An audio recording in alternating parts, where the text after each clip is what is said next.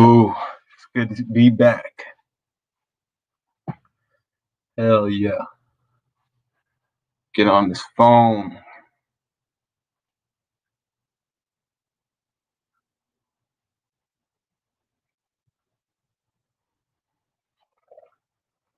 Putting a post up right now on the Instagram for the live stream.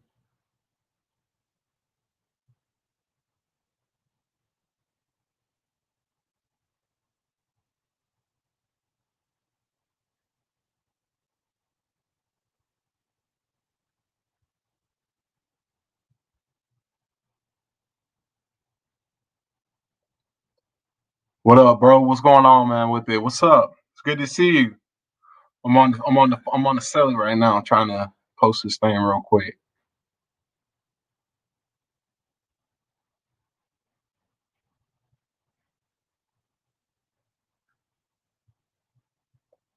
Gotta put this on the gram.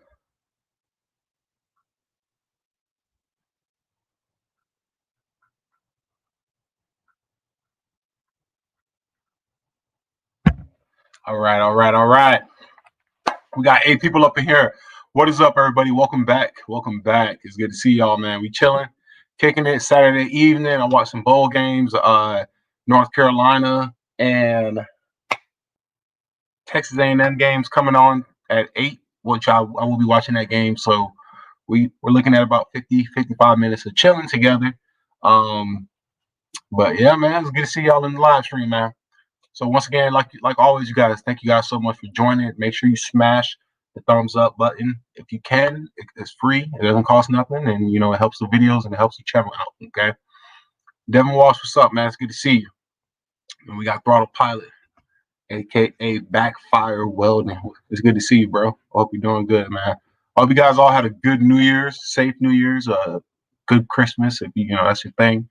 I just hope everybody had a good time during these holiday periods. We're coming back on that work grind schedule. 2021 hopefully will be a lot more fruitful than 2020. I mean, for the most part, we're already off to I think a good start because we got stimulus money. So it's not it's not 2 G's, but something's better than nothing. You know what I'm saying? So hopefully, people out there who needed it, they get the help they needed from that. All right. Devin Walsh, hey guys, does anyone know a good tune I can use for my stock 6-7 Cummins? I can tell you a good tuning platform. Devin Walsh, for you, I would look into the Race Me Ultra by Smarty, also referred to as an MM3 tuner sometimes. The Race Me Ultra tuner, it does it all. It can tune, it'll turn off your emissions, and it can also turn off your DEF filter or your DPF filter.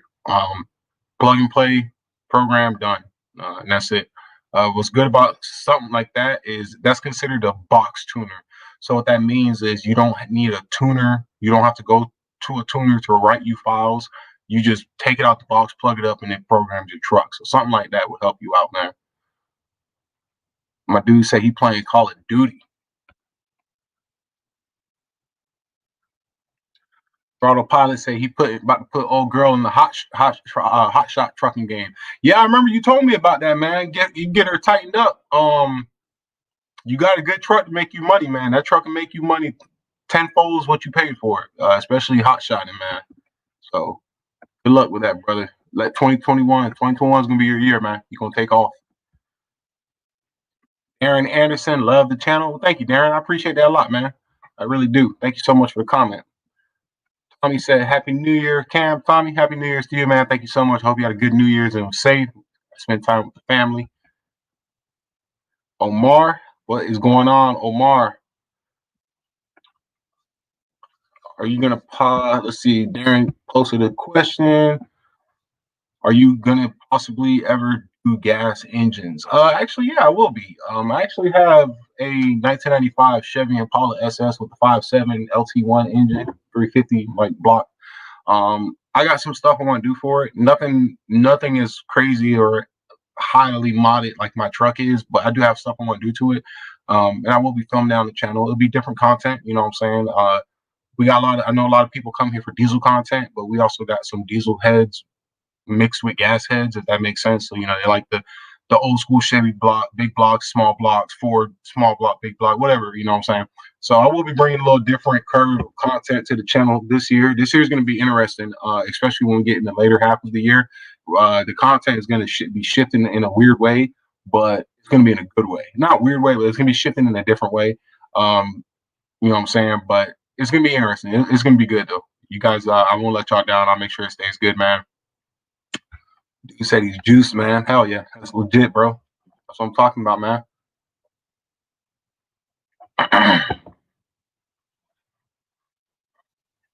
Hell yeah. I will be there for that too. That's what's up, man. I appreciate it. John Ogden said H&S Minimax or Bully Dog. Both of those are extremely old, John. So H&S Minimax, if you're just trying to, if you're that cat out there, I get this asked a lot. If you're that cat out there that all you want to do is delete your truck, you don't care about the tunes, you just want to delete it and you want it to be able to run without check engine lights, H&S Minimax will do it for you.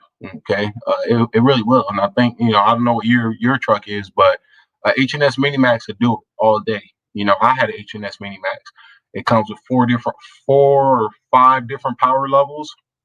You can actually do some cool stuff with it, like turn off your seatbelt chime. You can adjust your headlight display, like in terms of how long it stays on after. You can do some cool stuff with a Minimax. Adjust your tire. You can calibrate your speedometer up to 35 miles an hour. So if your speedometer is reading inaccurately, you can adjust it. So that way, if you got bigger tires, which no other tuner can do that I know of. The Minimax back in the day was actually a really good tuner. They were prior to 2015. They were crushing it. I mean, you had cats out there that can custom tune files on the Minimax, and it was killing it. Just once H&S got shut down by the EPA, the Minimax pretty much turned into just a shelf box tuner. So, Bully Dog, thing with Bully Dog, that is only going to be for if your truck is emissions intact. If you have 100% emissions on your truck, yeah, you can run a Bully Dog. I really haven't heard or seen anybody run those anymore. Reason being is because you can get tuning like EasyLink, EFI Live, you know, Race Me Ultra. You can get custom emissions intact tuning. So if you got a stock truck with stock emissions on it, you don't need a Bully Dog. You can go get you better tuning from like a reputable tuner with emissions intact, if that makes sense. So I guess I would say H&S for you, man. I don't know all your goals, but if you're just trying to tune, delete the truck, like you don't care about nothing else, all that custom tuning stuff, Minimax would do it for you. You know what I'm saying? There's no one out there that makes custom tuning for a Minimax no more, to my knowledge. And I actually did search because when I had my Minimax, I was trying to see if I can get custom tunes for it, but no one can do it. So, but yeah. Hey, does this trans pan and differential pan actually make a huge temp difference? So for the differential, for the front and rear diff cover pans, I have no idea, bro, because I have no way to monitor the temperature on them. The only thing I do know is that it increases the oil capacity, and anytime you add more oil to some sort of fluid, it's going to take longer to heat up, and it's also going to provide longer lubrication, if that makes sense. But for the trans pan though, I've noticed probably about a 5-10-ish degree drop in temps. Again, same concept with the deep dish trans pan, where you're seeing, the reason you're seeing a lower temperature is because you're adding more fluid than the stock pan can hold. You're adding, I think it holds an extra 2 to 3 quarts. So by adding more fluid, it has more fluid to be able to cycle, which means it's going to take longer for that fluid to heat up versus if it's a less amount. You know what I'm saying?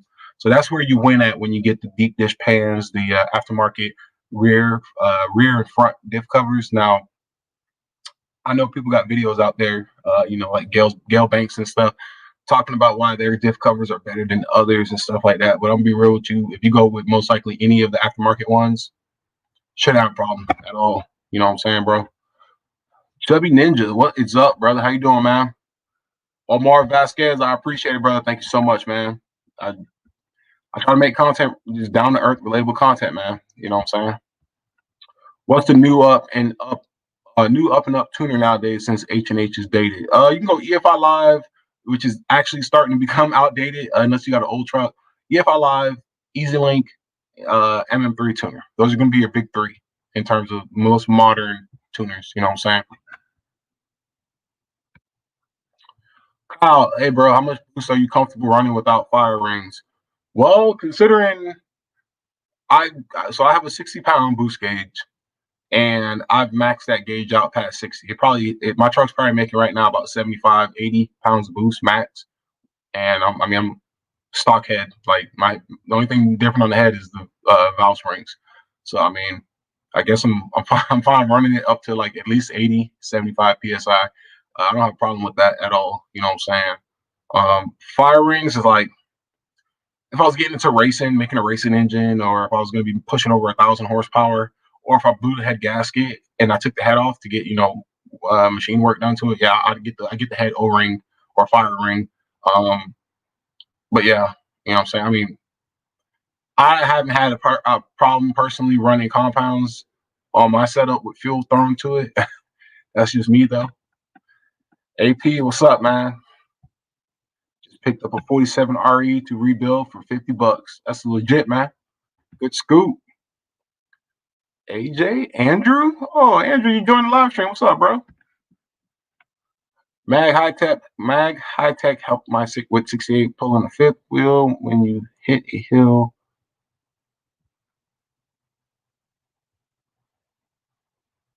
I had to read that twice. I'm sorry, man. I had to read that twice.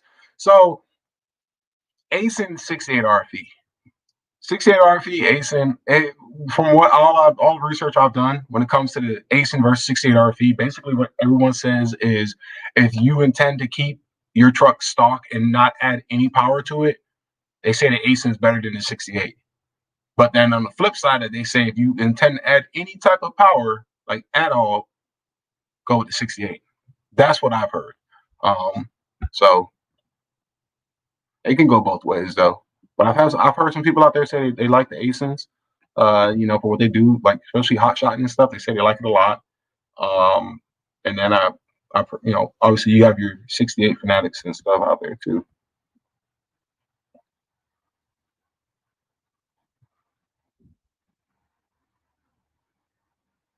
Yeah, those definitely will help. Heat jackets is something people sleep on. I was actually talking to my buddy Mike, Monster Ram. I was talking to him about that last week or a week before because he has a manifold, exhaust manifold blanket and a turbo blanket. And yeah, so basically by running these blankets, you're basically keeping all that heat inside of the manifold, inside of the turbo, because heat is going to be, I guess what you could say, like a driving force in a way, by having heat loss through heat soak or whatever it's called, but heat is escaping. That heat is what's going to help make that air move more efficiently, if that makes sense. That's why they have those blankets and the turbo blankets, the heat blankets. And on top of that, they claim it's like it cools your engine bay down, which I don't believe at all because I personally don't believe because I think it's going to get hot. It's going to get hot, especially with compounds in the engine bay. Like it heats up your engine compartment a lot faster. Your intake air temps will go up a little bit just because instead of having one thing getting hot, now you have two of them. You know what I'm saying? And one's usually bigger than the other. So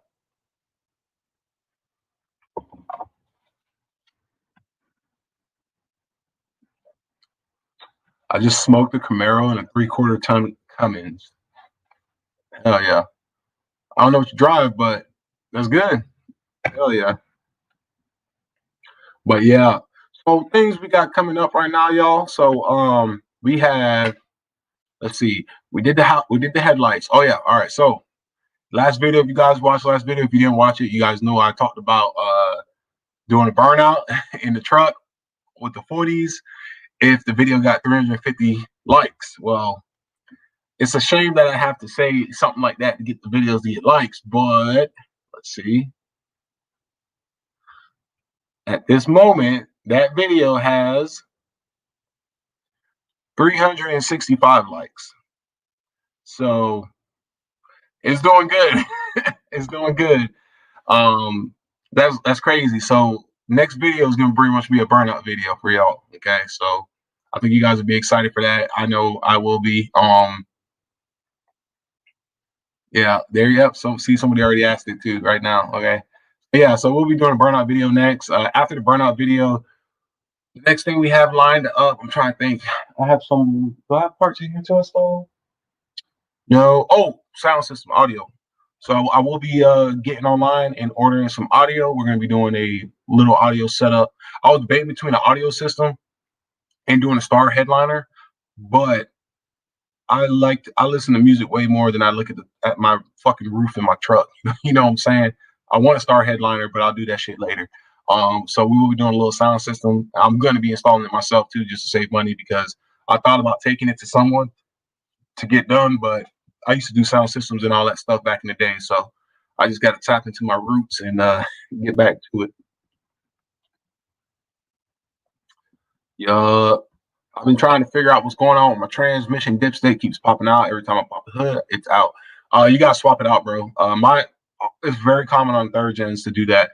If you go to Geno's Garage, they actually sell or Fire Punk. They sell a lock-in transmission dipstick. So basically, when you put it in there, you push the tab down and it locks it in place so it can't pop up. Mine did that for the longest, and all of a sudden one day it just stopped doing that. I don't know. Or if you get the little O-ring on there, there's a little O-ring towards the handle of the dipstick. You try taking that O-ring off and putting a brand new one on there, see if that kind of snugs it up. Nah, bro, I didn't see your video, man. Where's the burnout at? The burnout bit is coming, dude. It's coming, man. I'm about to install a 3-inch level kit with blocks and spacers on an '08 Laramie. Anything else I need to do besides an alignment? For a 3-inch leveling kit, uh, nah, alignment, you'll be good. I mean, if you really wanted to, you can probably maybe do shock extender, the little shock extenders on the bottom side, but you don't really have to. You get an alignment, you'll be okay. Now keep in mind you are adding 3 inches to a stock geometry suspension, so your ride quality is probably going to go down in terms of how comfortable it rides. But if you're not worried about that, you're just trying to get it up, like away from the ground. You get your alignment, you'll be good, man. Gotta wrap it with tape. What's the benefits of the 430 gear, or when is the time to install? Oscar, first thing I want to say is thank you for the question. It's a very good question. So benefits of 430. Now, what I will say is the benefits, the pros and cons with 430s. I would say, what are the pros and cons using 430s versus stock 373s or stock 342s gears? If you have a fortune and you have 342 or is it 341, one of those sizes, 341, 342 gears on a stock fortune, you need to re-gear that truck. Ram actually went back to the 373s on the fifth gens because the 342s was just too low. It was tearing the transmissions up. It made the truck super, super luggy. Like when you're driving, it's just like just that lugginess. If you do 430s, that lugginess goes away. It gets a lot more snappier. Takeoff, city driving, stopping and go driving is a lot more nicer because your truck is actually moving faster and at a sooner rate. And then when you're driving on the highway, like if you're pulling something or if you're on the highway and you want to pass somebody up, it's nothing. It's no work. 430s on the truck is probably one of my top 5 miles that I've done to my truck that I like. Regearing it definitely, and then on top of that, by regearing the truck, you're actually taking a workload off of the transmission. And on these transmissions, the 68s, anytime you can take a workload off of them and not have as much stress on them, it's always a good day. So by doing the 430s, you're essentially what's happening is your axles and your gears are taking on more of a workload and it's taking off the transmission. It doesn't eliminate it, it just moves it. So instead of all of the workload being on your transmission, it kind of takes some off and now it's on the axles, which it's not bad for it. It's not going to hurt it, you know what I'm saying? In terms of when is a time to do it, really whenever you want. There's no it's not one of those things where it's like, oh, you need to re-gear your truck by this mileage or axle is going to blow up. Like, it's not like that. There's people who run stock gear on their trucks for years and decades, and I mean, hundreds of thousands of miles, and it won't damage the truck. It's just what type of driving do you want? You know what I'm saying? The truck will be a lot more responsive. Now, cons to it is your RPMs will increase slightly. So for 68 RFE, that's the only one I can talk about because every truck's different because of the output ratio in terms of the transmission and how many gears it has. A bunch of stuff goes into play. There's actually a formula to calculate the correct gears to choose. If you go to Nitto's website, Nitto Gears, they actually have, I believe, the calculator or the formula on their website, so you can calculate and formulate what gear you should do. So on a 68 RFE truck, if you go from a stock gear to a 430 gear, and if you're running a 37-inch tire, you're essentially running a stock size tire on stock gears, if that makes sense to y'all. You know what I'm saying? So the way your truck felt when you bought it brand new with stock tires, the little 20s or 18s on it, it feels like that, except a little better, if that makes sense. If you do 410s and you're running 37s, it's equivalent to you running 35s or 33s on stock gears if you do 410s. And then obviously, at least for my truck, my stock gears was a 373. So I know what that felt like on stock tires because I had stocks on for a little bit. But and then 456s, I mean, in all honesty, if I knew I was going to run 40s from the start, I probably would have done 456 gears. But the thing about that is I know that I'm not going to run 40s forever. I was already in the talks with some of my boys. Like the plan is, this is another plan I could tell y'all about. One of the plans this coming year, 2021, is currently the truck's at a 10.5-inch lift. I do plan to remove the 40-inch tires on the truck and go back down to 37s. And then we're also going to drop the truck down from a 10.5-inch lift back to a original 8-inch lift. It was fun rocking the 10-inch lift with the 40s, but one, the 40s are just very big and heavy tires. Daily driving, I daily drove the truck. I took the truck on road trips. I took it across the states. I took it places. I've done stuff with it. It can do it.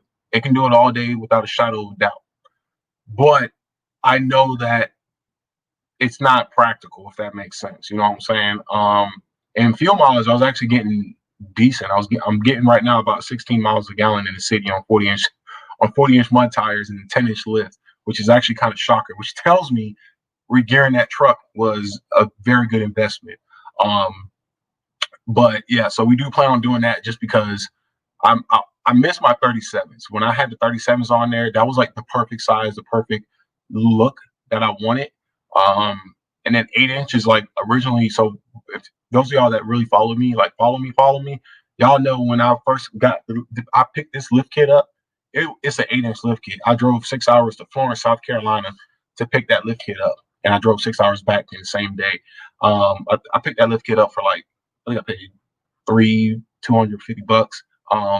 But I drove there to get the lift kit, and then I was fully intended and had intentions to just install the lift as it was with 8 inches.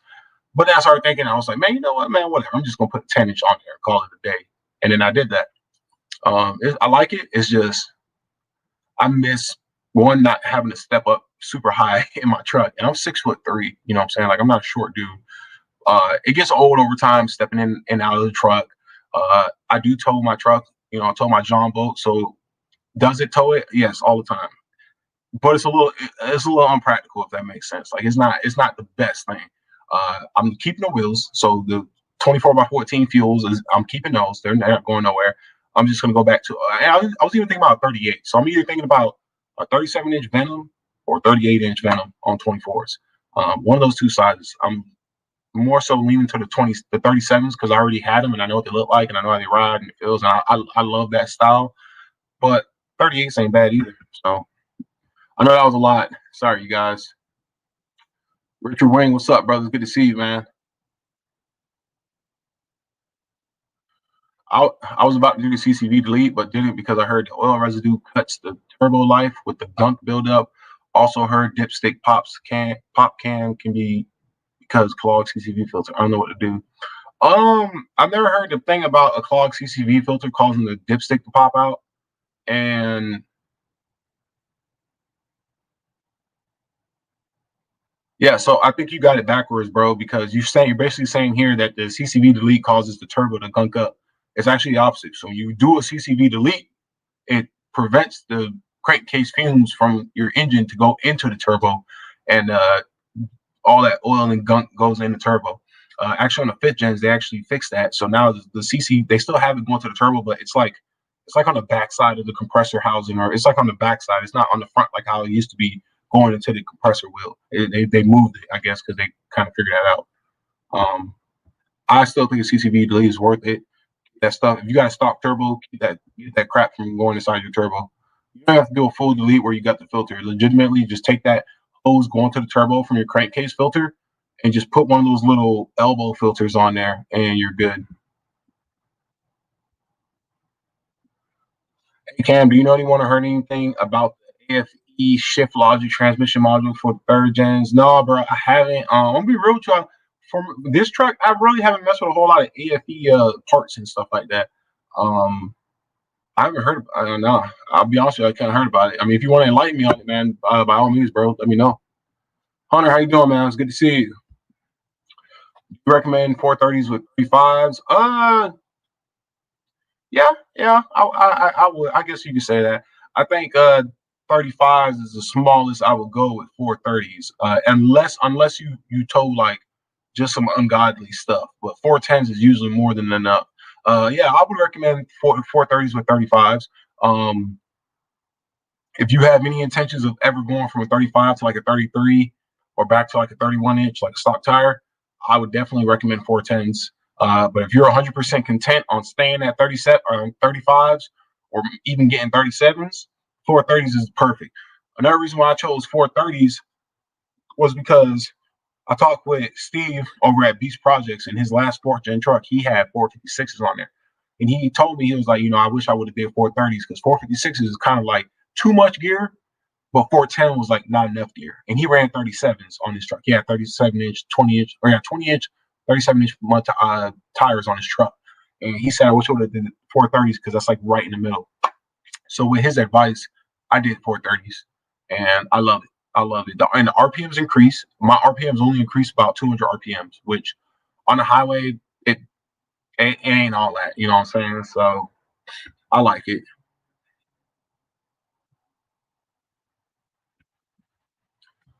She's pretty much complete. Time for a 12 valve build. You ain't wrong, bro. You ain't wrong. You just gotta get the funds up, man, to get a 12 valve. You know what I'm saying? Definitely. I would love to get a 12 valve. Get a 12 valve. Get a first gen 12 valve, and then do a P pump swap on it. Take that rotary pump out, do a P pump swap. Put a leveling kit on it. Some little 22 by 14s on it or something. Do you have a company you would recommend for the 430 gears? Yeah. I got Nitto gears. Very good, reputable company. To my knowledge, the only two companies that make Nittos that make 430 gears are Nittos and American. Was it Northwest? Oh my God, there's like American Axle. No, that's AAM. Something. Oh, East Coast Gears. I think it's called East Coast Gears. They're like one of the largest providers for differential gears in the country, somewhere around here. They're actually based out of North Carolina, but Nitto is an excellent brand. You can't go wrong with. Very good. Yeah. Why go 55? I'm not sure what that means. What have you topped your truck at with 40s? Right now I think the highest I've gone in my truck with 40s, probably one. Actually, no, like 95, almost 100. I want to say. Once you get past, I've gone on the highway. I've definitely hit 95 on that truck. I was on I-95 going 95. That's probably 95 or 100 is probably the fastest I've taken. When you're on a 10-inch lift and with 40 big ass moving tires like that, after once you hit 100 and more, like the chances of you living decreases a lot. If you know what I'm saying. If anybody's drove a big lifted truck, you know what I'm talking about. that feeling, that just that floating, like if anything goes slightly wrong in terms of steering, like you're done for. You know what I'm saying?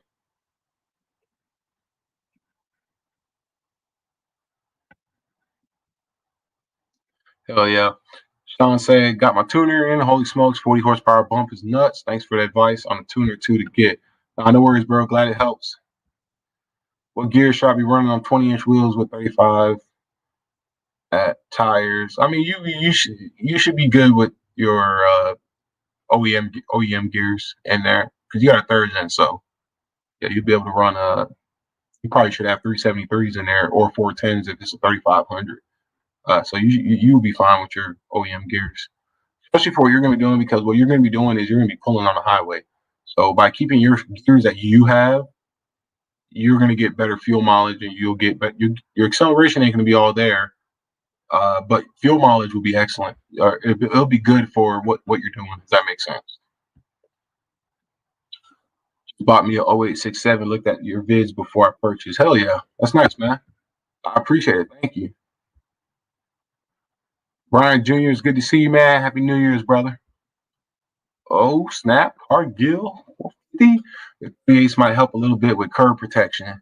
Yeah, yeah, you ain't wrong with that, bro. And I mean, I've had 37s on the truck in the past. Never, never curbed the wheel, knock on wood. And that's one thing I will miss when I take the 40s off, is I will miss that fat sidewall, because I never had to worry about curbing my fuel forge wheels ever. So, but with the 38s, I mean, yeah, it is what it is. The sidewall on 37s ain't too bad. I will say that though. Does yours throw on gear? Does yours throw all four gears change when having the G56 manual? Yeah, so it's gonna be different. So it's all based off the transmission. So a G56 output, or even on a manual, and be real, I have no idea. I believe most G56s come with 410s, I want to say, or probably the 373s. It just depends, man. Well, the 410s actually still had the 342s on them, so I don't even know, man. The gearing for your manual will be roughly similar to gearing on a 68, like a G56 versus a 68. The gearing will be roughly similar.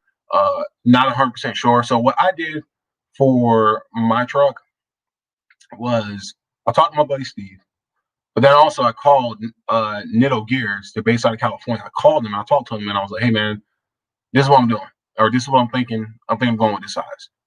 And they deal with gears all day. You know what I'm saying? And they were like, all right, well, what year? He asked for everything. He asked for my year, make, model, transmission, automatic, manual, uh, and I think he asked if it was 4x4. And I told him. He was like, yeah. He's like, and then he asked me what size tire I was running, and he was like, yeah, for that size tire, for that transmission, for the output ratio, and for what you want, do this size. And 430 was the same size he said. And that's the same size Steve told me too. So I was like, all right, well, that's two in a row, so I'm doing it.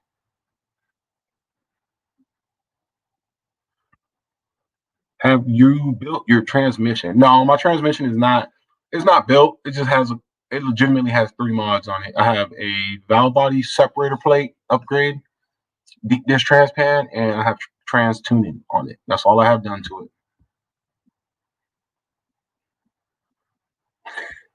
it. Nah, bro, you got that, Andrew. You got the long bed conversion covered, man. That's you all day, man. So if you guys don't know, AJ 711, he has a unicorn. He has a third gen mega cab long bed. I gotta get it on film here soon, before I start going back to work and all that stuff. So, but yeah, he has a long bed mega cab, immaculate, like clean, very super clean truck. Even the interior and all that stuff. So 55-inch tires, step it up. No, I'm good.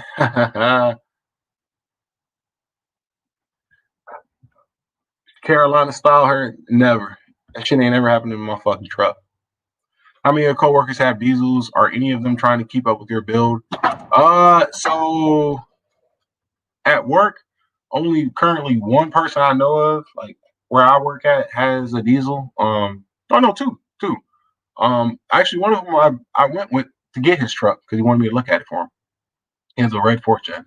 But yeah, so only two of them have it, and no, they're not trying to keep up with my build. They one uses it to tow his 20-foot boat, another one uses it to haul his 20-foot boat, and he has an in-bed camper. So they got their trucks for their stuff, and I got mine for my stuff. Um, no, my truck's definitely one of a kind. Because where I work at, like everybody knows me, everybody knows who I am, everybody knows what I drive. So my truck's like it sticks out. It's like very obvious and stuff. People always comment. They say it's clean. They say it's real nice and stuff. So, but yeah. What's a good tuner for 011 Ram 3500? It have been deleted. And you guys really love asking questions about tuning, but no worries, that's fine. I got y'all. So again, like I said in the beginning of the video, EasyLink, EFI Live, Race Me Ultra. Those are gonna be your big three. All right. One of those three, and then it's on you to find out who can write you. So if you get a Race Me Ultra, you don't need a tuning company. You can just buy it and they'll come to you ready. Just make sure it's for your year, make, and model. If you get EFI Live or EasyLink, you need to have a tuning company write you tune files, more specifically delete tune files. And like I said, like that's gonna be on you to be able to. You just got to research, man. Just get out there and figure it out. You know what I'm saying? About to do a New Jersey to Texas drive next week. Wish me luck. Good luck, bro. Drive safe too, man. That is a haul.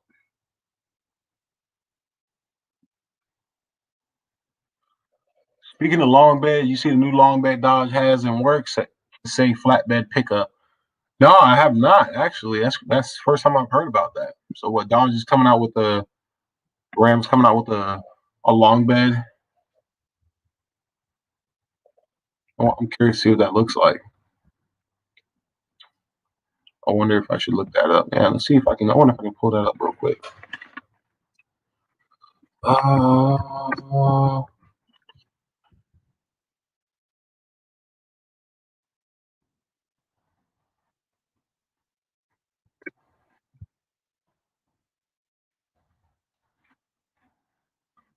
See.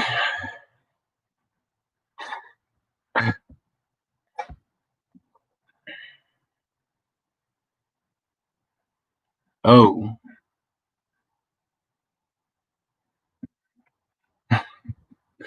A 16. Are you talking about a 16-foot bed or a 10-foot bed? My goodness. Can a Banks Max Air Inlet be installed and still meet California emissions? Oh, bro, I have no idea, man. I don't deal with emissions like that. I know y'all out there, y'all got the sticklers. No idea, bro. Banks Max Air Inlet. Are you talking about the Banks intake horn?